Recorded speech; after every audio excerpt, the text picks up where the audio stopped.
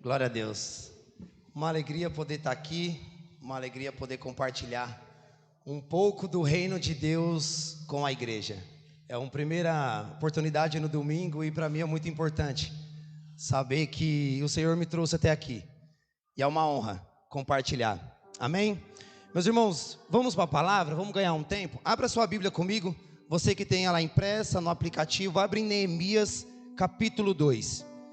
Vamos falar um pouquinho sobre o poder da oração, a importância da intercessão. Eu quero compartilhar com vocês que principalmente nos dias de hoje é necessário que nós voltemos o coração em oração para Jesus, né? Certa vez D.L. Moody disse em um dos seus sermões que Deus não despede ninguém vazio a não ser que ele esteja cheio de si mesmo. Então eu quero convidar aos irmãos a esvaziar o seu coração dos seus problemas. Hoje é um domingo, o bom que é um domingo de manhã. Eu gosto de brincar que eu gosto de fazer curso de manhã porque a mente está virgem. Você não tem problema, você não tem dificuldade, você não arrumou briga em casa. Então é bom que os pensamentos estão frescos para captar aquilo que o Senhor tem. Então que você possa abrir o seu coração nessa manhã para ouvir aquilo que o Senhor tem. Amém? Você que abriu o versículo 17, por gentileza. Diz assim a palavra de Deus: Então lhes disse: Bem vedes vós a miséria em que estamos, que Jerusalém está assolada e que as suas portas têm sido queimadas. Vinde, pois, e reedifiquemos o muro de Jerusalém, e não estejamos mais em opróbrios, no caso, em condições de desgraças. Verso 18: Então lhe declarei como a mão do meu Deus me fora favorável, como também as palavras do rei que ele me tinha dito. Então disseram: Levantemo-nos e edifiquemos, e esforçaram as suas mãos para o bem.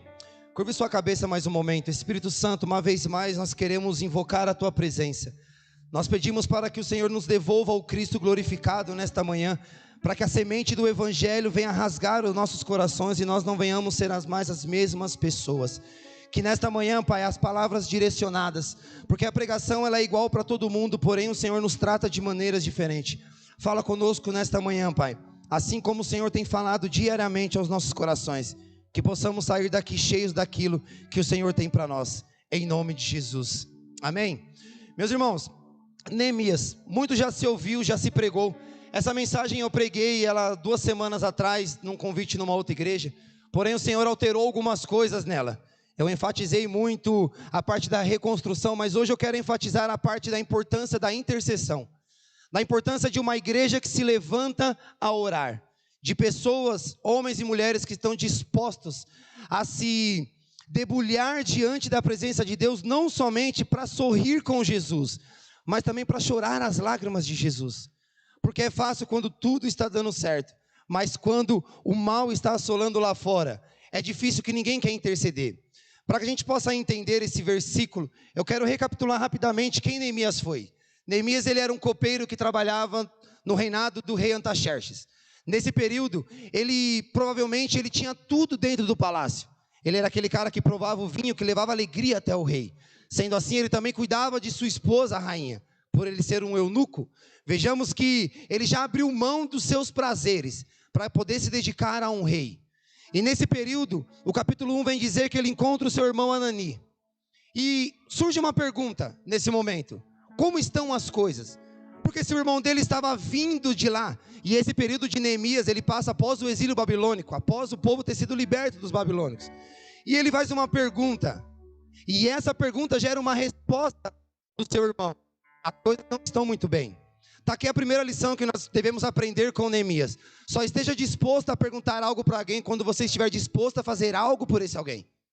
Porque Neemias ele perguntou para o irmão dele: como estão as coisas? A resposta poderia ser boa ou ruim. Imagino eu que a história pode nos mostrar que houve uma alegria quando eles se reencontraram, mas a resposta não foi tão alegre quanto parecia.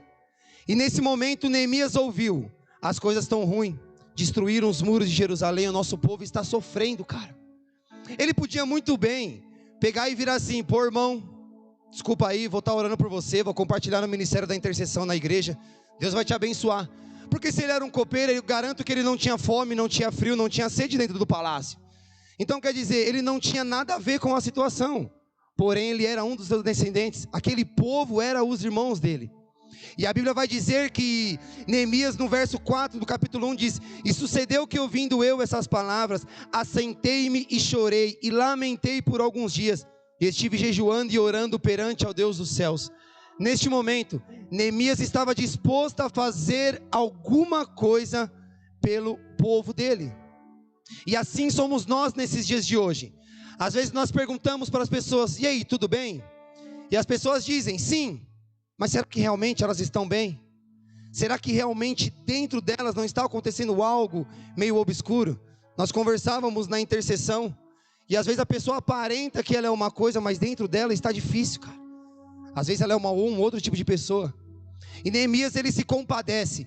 Veja que Neemias, ele não tinha condição de fazer alguma coisa. Ele era um copeiro, ele era um empregado.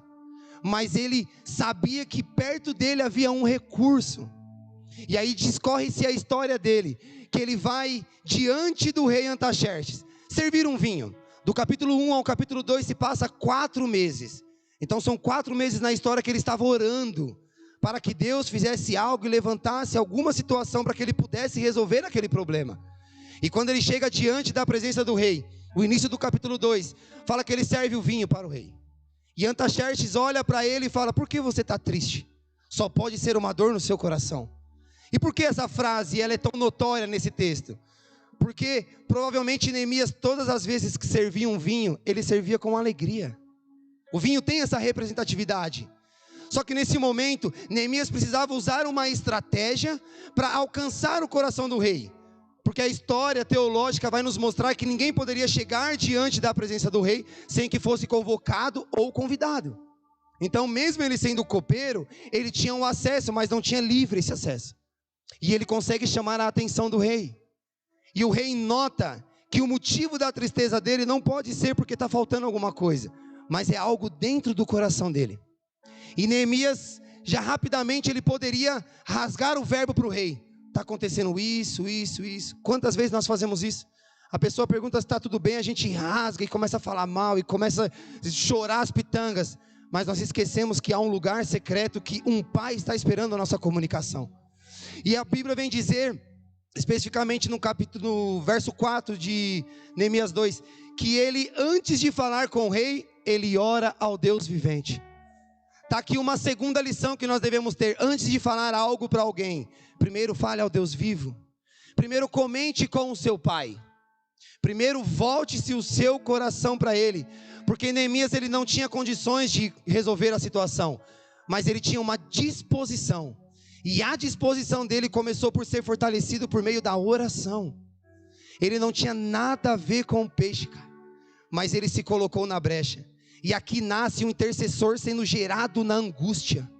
A angústia de ver os irmãos e o povo dele sofrendo, e ele provando um vinho, e ele comendo uma fruta fresca, e ele tendo uma vestes boas, um teto não sendo dele, mas lá de favor ou não.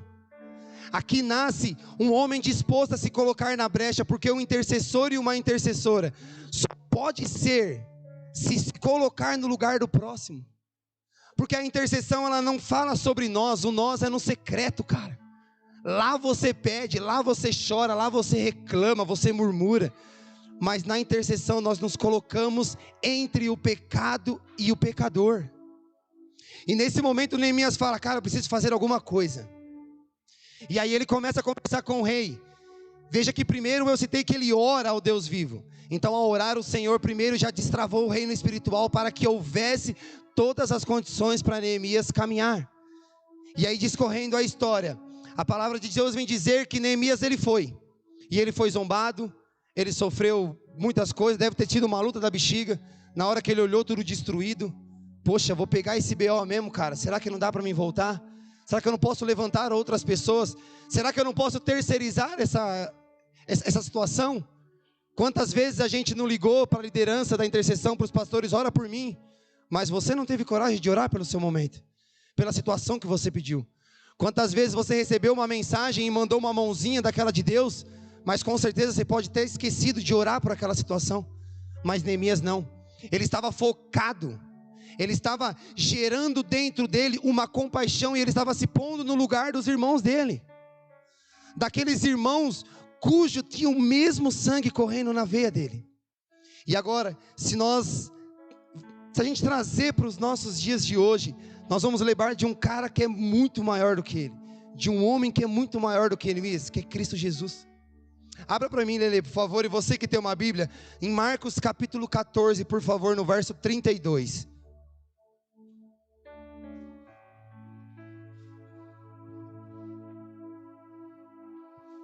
Marcos capítulo 14, verso 32, diz assim, vamos ler um pouquinho da Bíblia de manhã, para pagarmos a nossa parte. E foram a um lugar chamado Getsêmani, e disse aos seus discípulos, assentai-vos aqui enquanto eu oro. E tomou consigo a Pedro e a Tiago e a João, e começou a ter pavor e angustiar-se, e disse-lhes, a minha alma está profundamente triste até a morte, ficai aqui e vigiai. E tendo ido um pouco mais adiante, prostrou-se em terra, e orou para que, se possível, passasse aquela hora. E disse-lhe, Abba, Pai, todas as coisas são possíveis, afasta de mim este cálice, não seja porém o que eu quero, mas o que tu queres. E chegando, achou-os dormindo e disse a Pedro, Simão, dormes, cara? Não podes vigiar uma hora? Vigiai e orai para que não entrais em tentação. O espírito na verdade está pronto, mas a carne é fraca. E foi outra vez e orou dizendo as mesmas palavras. E voltou, achou-os outra vez dormindo, porque os seus olhos estavam carregados, cansados, e não sabia o que responder. E voltou pela terceira vez e disse-lhes, dormi agora e descansai, basta, é chegado a hora. Eis que o Filho do Homem vai ser entregue nas mãos dos pecadores. Levantai-vos e vamos, eis que está perto o que me trai. Aqui nós vemos aquele que abriu mão de sua glória, aquele que veio buscar o pecador, salvar o perdido, sendo gerada uma agonia em seu coração, porque ele estava vendo a situação que a terra estava passando. Nos dias de hoje, meus irmãos, é necessário que nós tenhamos um coração como o de Jesus, que é gerado em agonia, mas não uma agonia de perturbação, não é isso que eu estou falando para vocês. Vocês vão se perturbar porque tem que pagar uma conta segunda, porque tem um serviço para fazer. Mas algo que quando você dobrar o seu joelho, você vai soltar lágrimas sinceras, porque há traficantes, há pedofilia, há imoralidade, há prostituição, há eleições do nosso país, há situações políticas em outros países, há rumores de guerra, há guerras acontecendo. Aqui Jesus, ele se volta diante do Pai, mas veja que ele se retira para orar, assim como Neemias fez. Neemias, após ele saber a situação, ele vai orar. E o capítulo 1 discorre que ele começa ali a trocar ideia com Deus. E em um dos seus versículos ele fala, o pessoal pecou contra ti, minha família pecou e eu também pequei. Tá o primeiro ponto para você conseguir entrar na presença de Deus, confessando aquilo que te faz mal. Mas Jesus, ele começa a orar, porque aquele momento é um momento decisivo para a situação do mundo. É um momento onde Jesus ele vai ser crucificado. É um momento que Jesus anunciou em todas as suas palavras que ele seria entregue, morto, mas que também ressuscitaria. A boa notícia, ela não veio só com a má antes, mas ela vinha com a boa. Eu vou morrer, cara. Poxa, não morre não, Jesus, você é mó sangue bom, cara. Mas eu vou ressuscitar. Então, se você consegue entender que Jesus, ele foi em todo o seu ministério, Jesus passou orando. Ele investiu um tempo diante da presença de Deus para que ele fosse fortalecido por meio disso. Então, quando você entende que a oração ela é fundamental hoje na noiva de Cristo que somos nós, você vai começar a entender que o seu coração tem que estar voltado a uma geração angustiosa para que haja salvação dos perdidos lá fora. É necessário que nesses dias se levante Neemias, homens e mulheres dispostos a reconstruir aquilo que foi destruído pelo pecado. Irmãos, Neemias ele reconstruiu o muro de Jerusalém, as portas, porque nós sabemos que Jerusalém é a queridinha de Deus Pai, é dali que Jesus vai vir, no Monte Sião. A gente sabe que tudo tem aquele apreço pelo filho primeiro, mas quando Neemias ele vai reconstruir, ele reconstrói um lugar para receber a presença do Deus vivo. Nessa história se passa o templo de Salomão, onde foi destruído um dos maiores e fantásticos monumentos da época, e ele foi destruído. Então Neemias tinha a missão, e ele se levantou para fazer algo, para construir e levantar um lugar, para que Deus pudesse manifestar a sua presença. E quando Jesus morreu, E quando Jesus ressuscitou ao terceiro dia, e em Atos dos Apóstolos 2, quando ele sobe aos céus, no 1, quando ele sobe aos céus, e ele envia o Espírito Santo, nós passamos a ser convencidos do pecado, da justiça e do juízo. Aí começa uma reconstrução em nós, porque começa a ser arrancado o pecado do nosso coração, e nós começamos a ser os muros levantados que temos a presença de Deus, para manifestar o Senhor lá fora. Então nos dias de hoje, nós devemos entender uma coisa, que o sacrifício de Cristo nos gerou uma responsabilidade. Quando você levanta a sua mão, quando você entrega a sua vida para Jesus, quando você reconhece que Ele é Senhor e Salvador da sua vida, você dá uma resposta para Deus. Ele te contou o Evangelho e perguntou: você me aceita como seu Salvador? E você respondeu sim. Neemias perguntou para o seu irmão Anani: o que acontece? Ele disse: está ruim as coisas. E aí quando você responde isso, é gerada uma responsabilidade agora nas suas mãos. Mateus capítulo 28, 19, Marcos 16, 15, nós devemos pregar o Evangelho a toda criatura.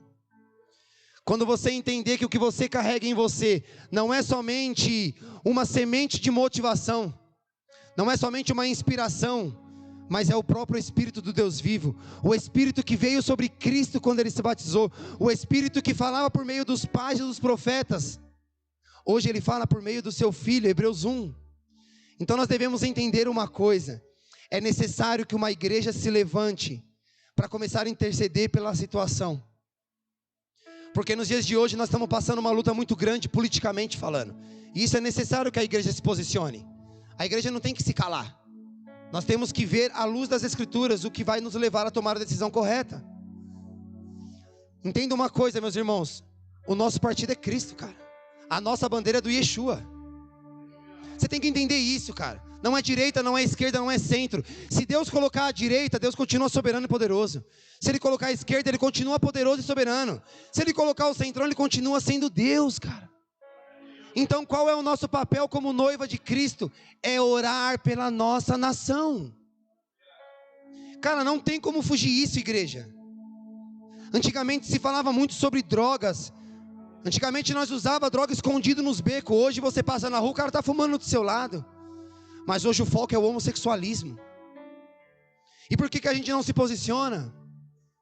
Ah, porque eu tenho medo. Então vai orar, cara. Nós devemos orar pelas vidas, cara, pelos racismos. Esse bando de racista, cara, que nos estádios está sendo muito notório. Meus irmãos, nós precisamos nos colocar nas brechas. Nós cantamos aqui muitas vezes aqui, ó, Maranata, Maranata. Cara, você sabe o poder disso? Você está disposto a cancelar os seus planos e suas metas para que Jesus venha agora? Eu quero levar minha filha para o altar, cara. Eu quero ver o meu filho, mano, pregando a palavra, minha filha sendo uma intercessora. Mas se Jesus voltar hoje, para mim está muito melhor do que eu ver isso deles. Eu tenho um costume eu oro isso todo dia, converso com as pessoas. Hoje quando você acordou, será que você agradeceu a Deus por meio da oração? Porque hoje, se você parar para analisar, é um dia menos para a volta de Jesus, mas também é um dia a mais para você pregar o Evangelho, cara. O que você tem feito para não ajudar o reino de Deus, porque o Senhor não precisa da nossa ajuda, mas para colaborar com a sua resposta para Jesus? Eu entregue, tu és o meu Senhor. Porque Salvador, igreja, Ele é de todos. Lucas 19:10 diz que Ele veio salvar o perdido. Ele veio salvar todos nós, cara. Nós somos perdidos. Nós vacilamos diariamente. Mas entenda uma coisa: Senhor, Ele é daquele que está disposto, porque foi liberto da escravidão do pecado, mas se fez escravo por amor a Cristo. Não somos forçados a fazer nada. Mas quando nos convém a orar por uma provisão financeira, por um alimento, por uma doença na nossa casa, por uma enfermidade, nossa, a gente rebenta aí 2 horas no quarto. Mas quando nós vemos um morador de rua sofrendo, um estupro na televisão, um debate político, uma mulher sendo estrupada, um pedófilo, vocês já oraram por um pedófilo? É dura essa pergunta, né? Porque nós estamos falando de um cara que mexe com uma coisa muito sensível. Mas essa é a realidade daqueles que estão dispostos a orar. Jesus, quando Ele orou no Getsemane, Ele não orou somente para os judeus. Ele não orou somente para você que está aqui, ó, bem vestido, esperando um pastel, com uma boa maquiagem, com um bom cabelo, com uma boa veste. Ele não orou por isso. Ele orou por os perdidos. Ele olhou por aquele que estava sofrendo. E nós, esse dia, nós brincamos, não é bíblico, mas é uma linha teológica. Nós conversávamos esse tempo atrás, eu e os pastores, tirando um barato. Mas eu imagino que essa dor que Jesus tinha era porque em um momento ele ia ficar longe de Deus, cara. Afasta de mim esse cálice. Por que Jesus ia falar que ele não queria morrer? Se em todas as suas palavras ele disse, eu vou me entregar, cara. Eu dou minha vida. É uma parada minha, cara, ninguém vai mexer comigo. Ele entregou a sua vida. Por que ele ficaria com medo no último momento? Mas é porque ele sabia que por um instante ele ficaria sem Deus. Assim como o nosso mundo está. O nosso mundo está sem Deus. A nossa nação está crescendo dentro do cristianismo. É uma porcentagem muito grande. Que daqui a 10, 15 anos nós vamos alcançar praticamente 84% dos cristãos. Mas será que esses realmente são os cristãos que podem ficar livres em Jesus? Eu faço tudo o que eu quero porque eu gosto de Jesus? Ou será que é um povo que está disposto a orar, a se colocar na brecha? Meus irmãos, Jesus, ele é o nosso intercessor. Ele é o mediador entre nós e o Pai. A gente não sabe pedir as paradas, mas com certeza você sabe dobrar os seus joelhos e falar, Pai, alguma coisa está acontecendo. Venha intervir. Porque só pedir Maranata é fácil, meus irmãos. Por que Jesus não veio ainda? A parada está pegando fogo no mundo, cara. Se você não assiste, se você não vê reportagem, é importante você ver, cara. Principalmente a igreja de Cristo. Mas por que Jesus, eu vou lá que eu vou resolver todo o problema e acabou. Assim como ele poderia resolver sem precisar descer e ser sacrificado. Mas é porque o Senhor está esperando a manifestação dos filhos, cara. E a manifestação ela vai começar no seu quarto de guerra. Ela vai começar num ambiente de oração, onde você vai estar disposto a investir o seu tempo levantando nas madrugadas, indo dormir um pouco mais tarde, dormindo de joelho na ponta da cama, cara. Isso acontece comigo direto, eu não nego, porque eu levanto cedo para ter o meu devocional, porque aí eu estou sem a minha esposa, sem os meus filhos, sem minha sogra, os cunhado, cachorro, vizinho, estou sem nada. É o momento que eu tenho com Cristo na madrugada. Mas quando eu vou orar para dormir, às vezes eu pego no sono. Eu levanto assustado, falo para a Stephanie, dormi. Ela, eu imaginei. Aí 3 horas, não é possível estar tendo isso para orar. Ontem mesmo, mas ontem eu orei. Ela falou, achei que você estava dormindo, hein, velho. Ela está ali, ela testemunha. Mas quantas vezes eu dormi? Mas, irmãos, eu não deixo de estar pedindo por alguma pessoa que eu ministrei, que eu falei, pela nossa igreja. E não é pecado não, meu irmão, dormir. Eu prefiro dormir de joelhos no colo do Pai do que na minha cama, na hora de orar. Pelo menos alguém vai me acordar, que eu vou estar de joelho ali, ou a coluna vai doer. Mas entenda uma coisa, não deixe de orar, não abra mão disso, cara. Você tem algo forte, não somente em suas mãos, mas nos seus joelhos. É importante que nós venhamos a orar. Se você fala alto, se você fala em pensamento, se você sussurra, se você só chora, se você só grita, não importa, fale com o Pai. Quando os discípulos perguntaram para Jesus, ensina-nos a curar. Não, velho. Ensina-nos a pregar o evangelho, porque você fala bonitinho, você tem uma boa eloquência. Não, cara. Nos ensina a multiplicar o pão, porque minha família passa fome direto. Não, cara. Nos ensina a orar. E olha como o filho mostra a importância do seu pai, cara.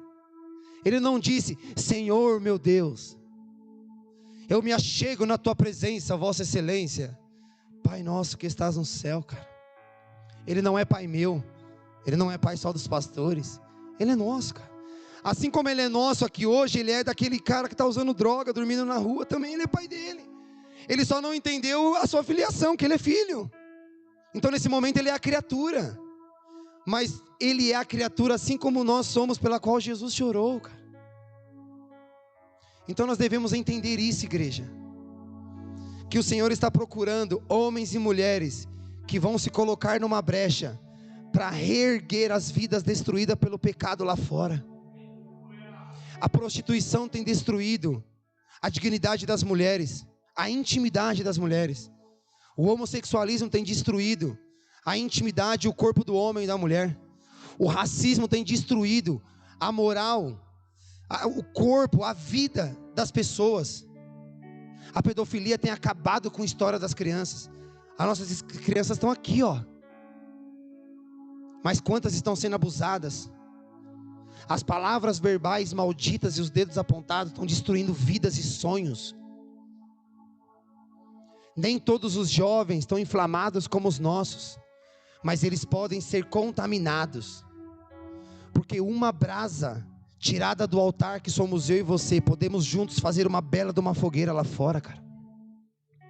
Então entenda uma coisa, igreja, que não é somente clamar Maranata. Mateus capítulo 24, verso 14, fala da mensagem escatológica do fim dos tempos.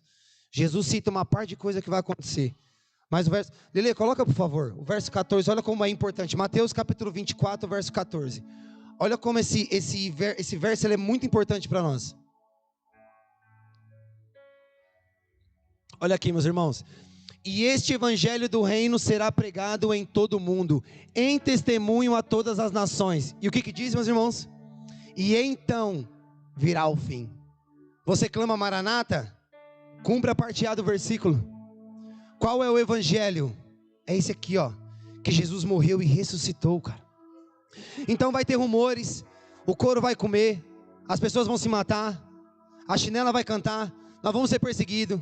Eu quero ver quem vai aguentar o tranco. Mas se você tiver uma vida de oração, se você estiver alinhado com o evangelho do reino, que é o evangelho que tome a sua cruz e me siga. Cruz é sacrifício, meus irmãos. Cruz não é tobogã não, que você vai cair numa água macia, cara. A cruz é sacrifício. E por que você não se sacrifica para ler a Bíblia um capítulo, como nós os jovens estão fazendo? Ó, me incluí como jovem, você viu? Os jovens estão fazendo, mas você não se sacrifica em oração. Meus irmãos, você pode começar com 1 minuto, com 5, com 1 hora. Comece, cara. Aprenda a orar a palavra de Deus. Eu não tenho o que falar com Jesus. Eu já pedi, esgotei os meus pedidos. Então peça por outra pessoa. Mas o principal foco, ore a palavra, cara. Abra um verso. Está aqui, ó, e foram, vamos dizer isso aqui, ó, e este evangelho do reino será pregado em todo mundo, testemunha a todas as nações, então virá o fim. Senhor, que eu possa pregar o evangelho, que as pessoas vejam o testemunho de ti, por meio da minha vida. Comece a orar esse verso. Isso aqui dá para você ficar no mínimo 30 minutos, cara, nesse verso, porque eu já fiquei no mínimo 30 minutos, e vou falar para vocês, gera uma agonia no coração, porque quando nós se falamos de evangelho, as pessoas vão rejeitar, vão criticar, vão te acusar, porque é o seguinte, se eu chego na minha rapaziada da vila e falo, vamos fumar um baseado, nossa, ó o Andy aí, voltou, aí sim, hein, mas se eu falar, vamos para a igreja, eles vão me odiar, vão me rejeitar, mas não é porque sou eu, cara, é porque é Jesus, mano. Jesus disse o quê? Antes de odiar a vocês, ele odiará a mim, mano. Você pode ser a pessoa que for, qualquer coisa que você faça de errado para o mundo, você vai ser aceito, mas se você falar de Jesus, por quê? Porque eles lembram Jesus o quê? Pecado, eu tenho que parar de curtir a minha vida. Cara, tem coisa mais legal do que você curtir a vida com Jesus, mano. Pode parecer hipócrita, será que ele vive isso? Eu sou um cara chato, eu sou estressado, eu sou do mesmo jeito. Eu não sou somente alegre, mas eu me divirto, cara. Por quê? Porque não tem como você não ser alegre com o fruto que gera em você, que é do Espírito. O fruto do Espírito é um, mas gera várias vitaminas no seu corpo, cara. E são 9 por sinal. Então, igreja, a mensagem que o Senhor quer compartilhar com vocês hoje é a mensagem da oração. Você já ouviu isso muitas vezes, de várias maneiras diferentes. Mas assim como Neemias, assim como Jesus, assim como Moisés, foram homens que se colocaram na brecha. Deus ia destruir tudo lá, o pessoal do deserto, cara. E Moisés falou, não, mas destrói eu, mas deixa a galera aí, mano. Você está disposto a evitar que Deus mate um pecador e se colocar no lugar dele? Irmãos, não é justo que nós venhamos a conhecer o Salvador, ter acesso à salvação e não compartilhar isso com os outros, cara. Eu não consigo entender isso. Mas Andy, eu não sei fazer, cara, eu não sei falar, eu não tenho a cara de pau igual você, eu não consigo falar em 1 minuto, e não sei o que, eu não tenho a sabedoria do Fábio, a unção da Lolita, a profecia, não sei, não tenho a fé da pastora Eliane, o amor do Ricardo. Cara, você não pode ter nada disso, mas cada um, se tem uma mensagem, é porque eles passou um sacrifício em algum lugar. Agora, se você falar assim, eu não tenho isso que os pastores têm, Mas se você perguntar um motivo onde eles conseguiram, foi orando, cara. Porque ninguém consegue algo de Cristo se não for por meio da oração. Então entenda, igreja, que o Senhor precisa de homens e mulheres que se colocarão na brecha, e será gerado agonia em nós, para que nós possamos interceder e pregar o evangelho com intrepidez e ousadia. Quer coisa melhor? Mas irmão, antes de sair para a rua para pregar o evangelho, eu tenho que levar algum dinheiro para dar alguma coisa para os caras. Pedro e João não tinham dinheiro em Atos 3, cara, eles tinham Jesus. Então entenda uma coisa, não é pecado ser pobre, irmão. Pecado é você deixar a pessoa passar necessidade. Não é ser pobre ser pecado. E também não é desculpa para você viver na pobreza, tá? Por favor, nós servimos um Deus próspero. Então, mas entenda algo, você não ter nada no bolso não te impede de falar de Jesus, velho. Quantas vezes um tinga não falou quando eu cruzo para ir pro serviço? Hoje, ô Magrão, não tem uma moeda aí? Cara, não tenho não, mano. Mas pode falar uma palavra? Jesus ama você, cara. Ele é o bom pastor. Você conhece Salmos 23, João 14, João 3,16? Deve conhecer algum versículo de cor que você pode liberar sobre uma vida. E após liberar isso, vem o papel fundamental. Ore. Jesus, plantei uma semente, cultiva ela. O apóstolo Paulo diz, quando o couro estava comendo na igreja de Coríntios, um prega, um rega, mas quem dá fruta é Deus. Então, meu irmão, tem alguém pregando aqui na frente, toda terça e todo domingo. Tem alguém orando e regando sementes nas suas casas, todos os dias. E fica tranquilo, que o seu papel não é convencer. Eu falo isso para todo mundo que caminha comigo, principalmente o pessoal do serviço. É um trabalho em equipe. O próprio Pai trabalhou em equipe, com o Filho e com o Espírito Santo. Eu também trabalho em equipe. Eu prego, mas quem convence é o Espírito Santo, cara. Mas ele precisa que alguém fale. João Batista, ele era a voz do que clama no deserto. A voz era dele, mas o clamor não era dele, cara. Então a voz é sua. Fica tranquilo que o clamor é do Pai. E o Pai, desde a fundação do mundo, Ele deseja se relacionar com a sua criação. Meus irmãos, é hora de nós nos levantarmos, principalmente nesse tempo, cara, para entrar nessa brecha e reedificar os muros destruídos lá fora. Quantas vidas estão destruídas pelo pecado, que não vieram para Cristo, que vieram e saíram de Cristo, e que até estão dentro das igrejas como dracmas perdidas. Tem muitas, irmãos, e eu não enfatizei assim porque é a nossa, é generalizado. Tem muitos que estão achando que vai para o céu, mas está caminhando para o inferno, cara. A religiosidade está separando nós de Cristo. Por que de Cristo? Porque a primeira mensagem é amar Ele, e a segunda é o próximo. Quando nós nos separamos do próximo, como nós amamos a Deus? Se Ele amou o mundo de tal maneira, cara, quer um amor mais louco do que esse? O do Pai, cara. Olha Neemias. Neemias teve compaixão porque ele amava os irmãos dele, mano. E ele, sem ter condição, ele foi orar. E após 4 meses, o Espírito dá uma estratégia para ele entrar diante do rei. E o rei libera todas as ferramentas necessárias para Neemias. E Neemias começa a reconstrução e ser zoado por uma galera. E esse pessoal começa a querer separar a reconstrução, porque sabia que ali haveria uma transformação pela presença de Deus. Jesus em todo o tempo pregou o evangelho e foi perseguido, foi criticado pelos seus, cara. João 1,11, eu vim para os meus e os meus não receberam. Mas hoje nós recebemos o Cristo glorificado. Meus irmãos, entenda uma coisa, para nós encerrarmos. Quando Deus manda Noé construir a arca, quando Deus manda Noé construir a arca, após o dilúvio estar rolando, ele solta a pomba 3 vezes, e isso tem uma representação com o Novo Testamento, com o Espírito Santo de Deus. A primeira vez que Noé solta a pomba, ela vai e ela volta, no mesmo instante. Isso representa o agir do Espírito Santo no Antigo Testamento. Ele vinha e falava por meio dos profetas, dos pais e dos juízes, depois voltava ao reino dos céus. Noé, ele solta a segunda vez a pomba vai e demora um período, ela volta somente à tarde. Imaginemos que ele soltou de manhã, porque a Bíblia enfatiza a parte tarde, a palavra tarde. Esse é o período onde o Espírito Santo veio em Jesus no seu ministério, quando ele desce no seu batismo. Ficou 3 anos e meio, demorou um tempo, depois ele voltou.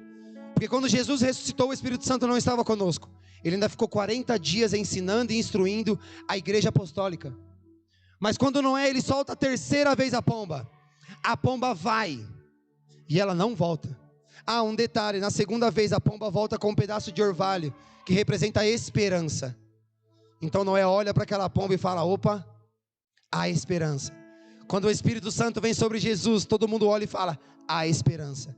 Por mais que naquele momento eles não aceitavam o Cristo como uma mera pessoa, mas eles falavam: é nesse tempo que você vai restaurar todas as coisas? Eles sabiam que em Cristo há uma esperança. E a terceira vez, como eu citei, ele solta a pomba e a pomba não volta mais.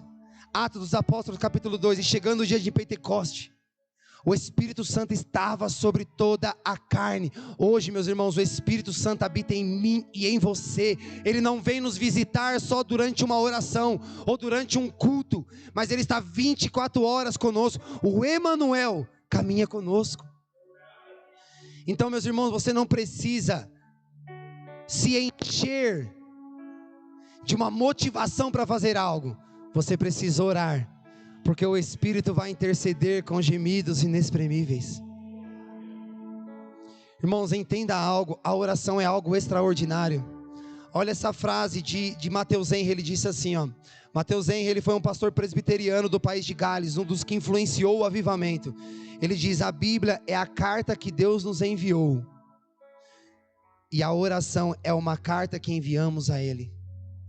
Meus irmãos, você não manda um WhatsApp para Jesus, você não manda uma mensagem no direct do Instagram, você não dá 2 cliques na foto e sobe um coraçãozinho para Jesus.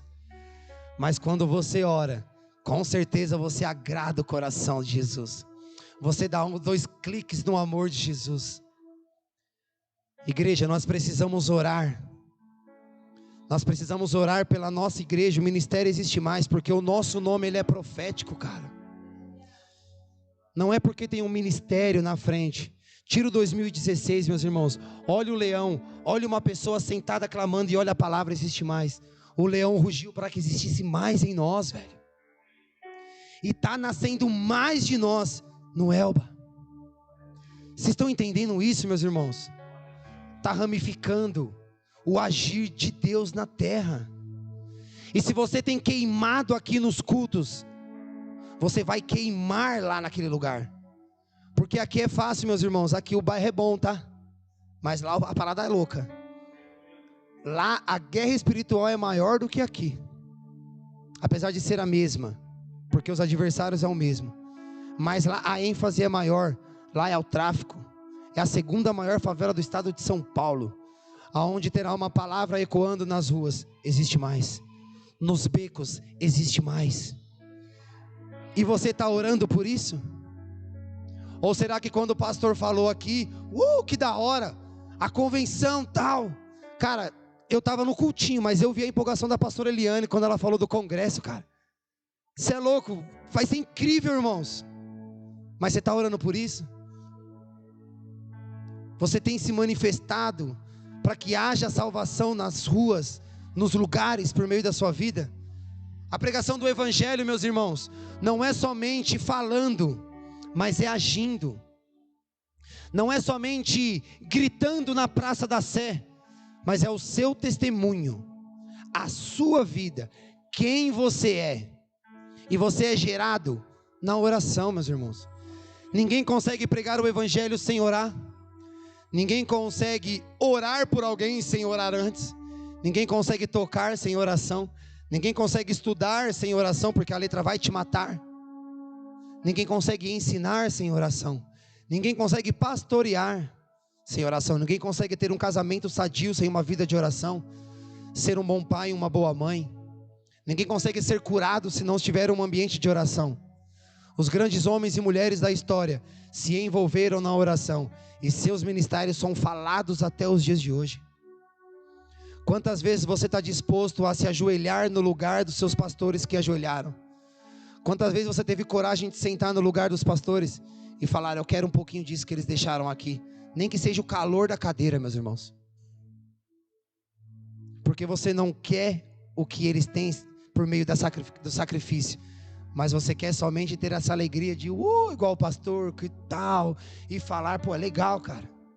Sabedoria do Fábio. Eu sempre brinco com ele, que ele é o meu mestre, ele me inspira a ler. Eu comecei a ler por causa dos ensinos dele. E ele me deu toda a abertura, cara. Sabe, isso me motivou a estudar teologia. E mesmo assim, eu ainda preciso ter uma vida de oração, porque eu não posso pegar o que ele tem. Porque quando eu pergunto para ele: pastor, se eu pregar tal coisa, o que você acha disso? Ele fala: mano, você já orou? Eu falo: eu não perguntei, eu quero saber como é que é essa parada aqui, velho. Mano, vai orar, mas eu vou te explicar. E no final ele fala: eu te expliquei, mas primeiro vai orar. Assim é o Éder também, cara. Eu sempre brinquei isso, eu sempre vou brincar. O Éder é o meu não de Deus, mano. Porque quando eu vou fazer alguma loucura, ele, segura aí. Já me pegou aqui antes do culto, velho. Vai te abaixar o volume da velocidade aí, que senão você vai achar que está fazendo um vídeo de 1 minuto para a internet e vai acabar o culto. Aí eu vou ter que ficar aqui, ó, enchendo linguiça aqui, o pastor: ei, mas ó, pastel. Então, meus irmãos, tem que entender uma coisa: tem uma vida de oração, mas eu não consigo ter o que ele tem. Mas quando eles me ensinam, eu passo a orar. E eu não estou falando da boca para fora, meus irmãos, porque realmente eu tenho essa vida. Eu falo com propriedade. Eu invisto um período de oração. Eu faço parte do ministério, e foi o primeiro ministério que Deus me concedeu com a abertura da igreja. Eu fui para a intercessão. E não foi fácil no começo ser ensinado nisso. Hoje eu tenho um pouco mais de experiência dentro desse ambiente. Mas se você somente estiver disposto a abrir o seu coração em espírito e em verdade, a sua vida vai ser transformada. Você quer que o Brasil tenha boas eleições? Comece a orar, meus irmãos. Você quer que aquele que assuma o poder em janeiro faça algo diferente pelas vidas? Comece a orar, meus irmãos. Para de pensar no nome do cara que vai estar lá na tribuna, velho. Você quer um nome forte para você votar? Jesus, mano. E o partido dele é o número 66, que são 66 livros na Bíblia. Com o número 667, que é o número da perfeição de Deus. Calma que eu não vou falar 666. Assustaram, né, pastor? Já estava com a mão assim e a cruz. Você entendeu? Meus irmãos, nós temos uma numeração aqui, ó. Você quer que as coisas mudem? Comece a orar pelas pessoas, mano. Pô, eu quero minha família salva. Comece a orar, mano. Eu quero meus amigos salvos. Comece a orar. Comece a orar pela salvação também dentro da igreja, meus irmãos. Porque às vezes as pessoas vêm para a igreja visitar, mas aí elas vêm e não saem salvas. Nem sempre alguém vai levantar a mão, meus irmãos. A salvação começa por uma semente plantada no coração. Então haja dessa maneira. Quando os visitantes chegam, o que a gente faz por eles? A gente ora por eles.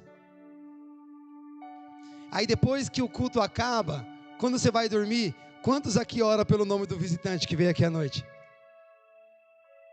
Quantos oram na segunda-feira para que aquele visitante volte na terça?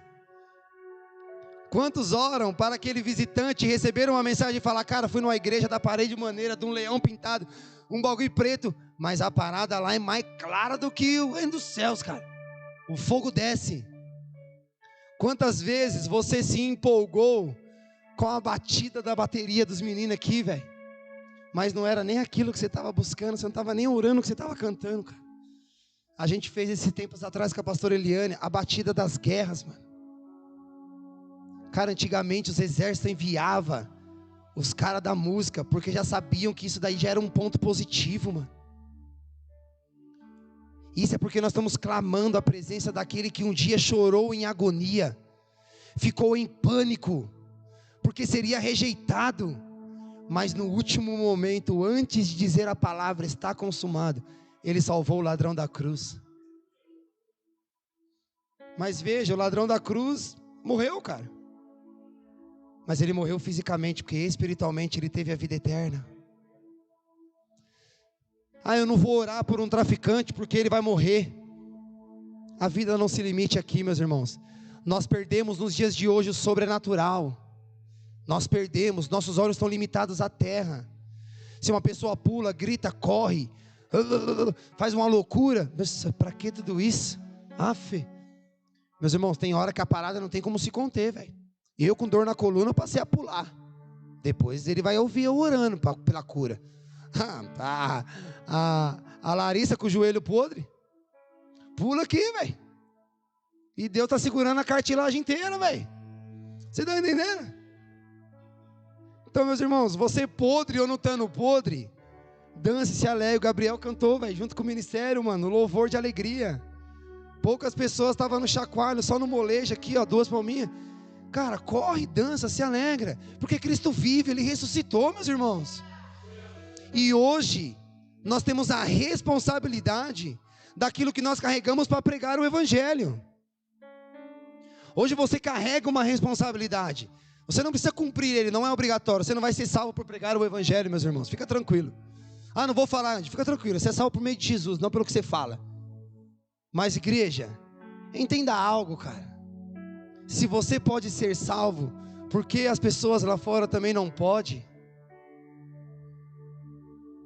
Se você tem acesso à salvação, porque Jesus nos deu o passe livre, rasgando o véu, por que você não pode levar a pessoas a conhecer este ambiente, cara? Vamos reedificar as vidas destruídas pelo pecado, meus irmãos.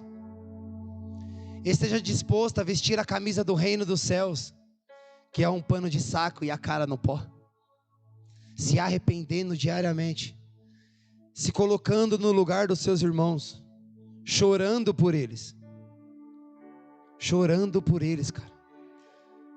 Nós fomos esses tempos atrás na clínica de recuperação, projeto Neemias. Eu quero convidar o louvor a se posicionar, estou finalizando. E a igreja pode se colocar de pé, por gentileza.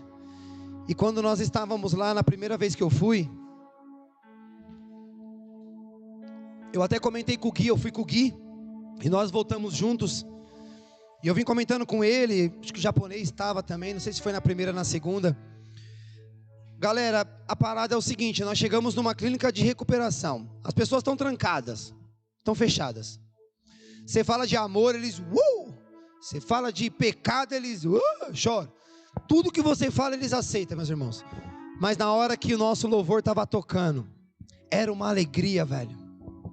E aí eu falei pro Gui, na hora que nós estávamos voltando, Gui, nós precisamos viver uma casa de recuperação todos os dias. Porque ali, eles só têm o amor de Deus. Ele só tem a adoração ao único Deus que é Cristo. Ele só tem aquele ambiente para buscar a Deus. Mas nós devemos tomar cuidado, porque a maior prova que nós amamos a Jesus é quando a gente vai sair dessa casa de recuperação. Porque falar não para o álcool e para a droga lá dentro é fácil, lá não tem. Mas e quando você chegar aqui fora? Então, meus irmãos, viva uma recuperação diariamente, buscando o amor, a oração, o relacionamento, ouvindo a palavra. Mergulhe nas escrituras, meus irmãos. Não tem que orar, ore os versículos lendo naturalmente. Jesus e o Senhor amou o mundo de tal maneira, oh aleluia. Mas ore, igreja, é necessário nós orarmos constantemente, oração de dia e de noite. Você não vai ficar falando o tempo todo, é uma expressão, mas você precisa ter esse relacionamento, essa vida. E não rejeite um pedido de oração de alguém, meus irmãos. Não mande uma mãozinha de amém e esquece de orar. Naquele momento, cara, Jesus, visita essa pessoa que pediu oração. Porque hoje em dia você não precisa nem mais responder, né? Você seleciona a foto e põe um emoji. Ficou mais preguiçoso ainda. Antes você colocava, aí a pessoa fala, ó, fulano está orando. Beleza, é 2. Mas agora você dá só um emoji ali, que é o rápido. Faca tramontina, rapidinho. Não faça isso, meus irmãos. É melhor você nem responder, cara. Porque pelo menos se você não responder, no momento mais propício e calmo, você vai ver aquela mensagem. E aí você vai se lembrar que você precisa orar por alguém. Então, meus irmãos, orem. Seja gerado dentro da agonia do reino dos céus. Porque o próprio Cristo gemeu de agonia. Foi gerado em agonia. Não porque ele seria crucificado, mas porque ele veria pessoas sendo destruídas pelo pecado e o rejeitando. Você não rejeitou Jesus, mas tem pessoas que rejeitam. Então, meus irmãos, entenda algo. A vida de oração tem que estar alinhada e em perfeitas condições com a noiva de Cristo que somos nós. Amém? Feche seus olhos, meus irmãos. Eu quero te convidar a orar nesse momento. Eu quero colocar uma pauta para você. Comece a orar pela nação brasileira. Hoje eu quero que você, por mais que você não seja um intercessor ou uma intercessora, mas eu quero que você se coloque na brecha neste momento por um instante. Levante-se e comece a orar pela nação brasileira. Comece a liberar palavras proféticas para o Brasil, pelas vidas que habitam o Brasil, pelo nosso estado de São Paulo. Comece a orar, meus irmãos, por Jerusalém, porque é de lá que nós devemos estar com os nossos olhos fixados. Não venha politicamente fazer orações diretas, meus irmãos, mas comece a orar para que o Senhor haja por meio daquele que estará lá, dando toque no governo. Feliz é a nação cujo Deus é o Senhor, não cujo o partido toma conta. O Senhor levanta, capacita aqueles, quem se corrompem são os homens. O poder não faz o homem se corromper, mas revela o homem corrompido interno. Então começa a orar neste momento, para que haja uma direção do Espírito Santo, para que haja uma transformação por meio do Evangelho. Comece a orar pelas igrejas do Brasil que pregam o Evangelho genuíno, o verdadeiro Evangelho, meus irmãos, não o Evangelho da hipergraça, porque essa porcaria tem matado muitos dos nossos irmãos.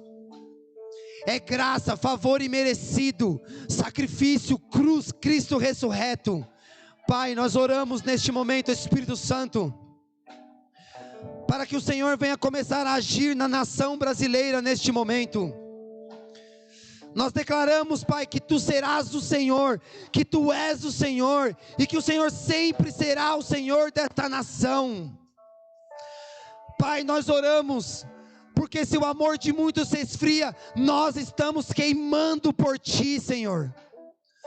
Nós oramos, Pai, para que o Senhor venha estar estabelecendo o Teu trono no Planalto, Senhor, lá em Brasília, onde saem os governantes. Nós oramos por sabedoria, Senhor, nas urnas das eleições deste ano. Nós oramos, Senhor, para que o politicamente correto seja destruído e a verdade do Evangelho seja pregada. Pai, nós oramos para que o Teu amor, Senhor, e não a rejeição, alcance, Senhor, os homossexuais, os traficantes, os alcoólatras, os usuários de droga, os pedófilos, os homens que batem em suas mulheres, os assaltantes, os ladrões. Nós declaramos na nação brasileira será um celeiro de homens e mulheres que se levantarão para orar pela Tua volta. Nós clamamos Maranata e nos colocamos, Senhor, diante da Tua presença para reconstruir as vidas destruídas. Yeshua, nós pedimos a Ti, meu Senhor, que seja gerado agonia em nós. Salve, Pai, os perdidos por meio de nossas vidas. Liberta os cativos dos cativeiros. Destrava, Senhor, o reino espiritual, para que a semente do Evangelho seja plantada nos corações. Pai, nós queremos liberar uma palavra agora, para que haja, e o Senhor possa fazer, Senhor. Que haja luz, Senhor, na nação brasileira, clareza, Senhor, das decisões.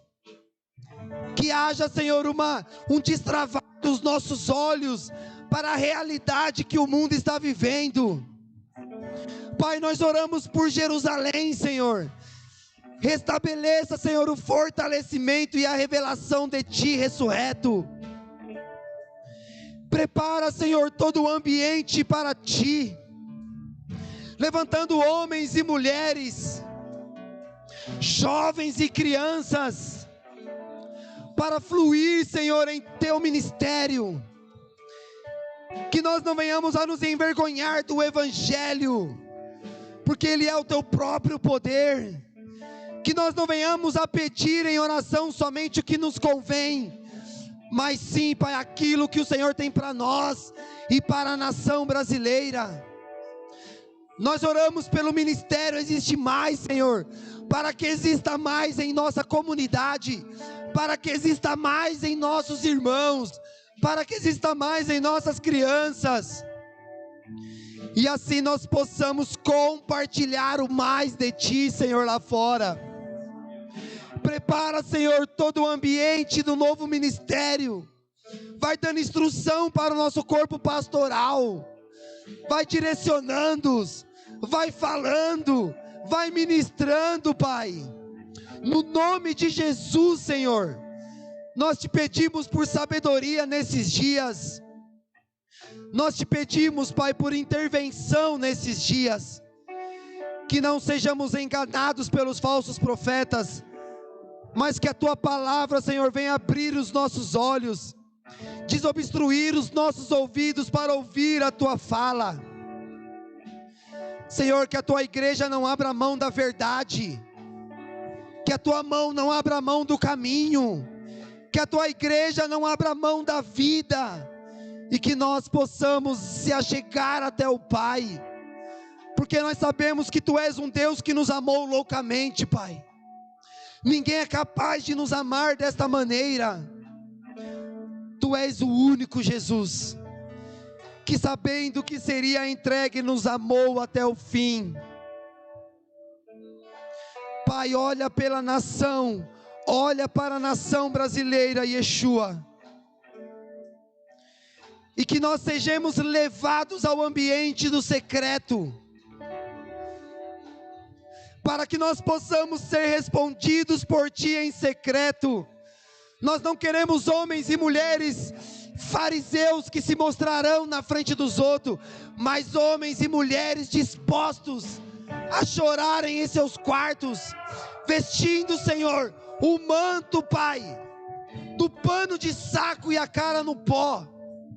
Nos perdoa, Jesus, pois nos corrompemos, Pai, com as coisas deste mundo, mas renova-nos, Pai, pela Tua palavra nesta manhã, que sejamos movidos por amor a Ti, por instrução a Ti, Senhor, porque o Senhor falava antigamente pelos pais e os profetas, mas hoje fala conosco por meio do Teu Filho amado, Yeshua HaMashiach. Pai, nós oramos para que homens e mulheres sejam como Neemias.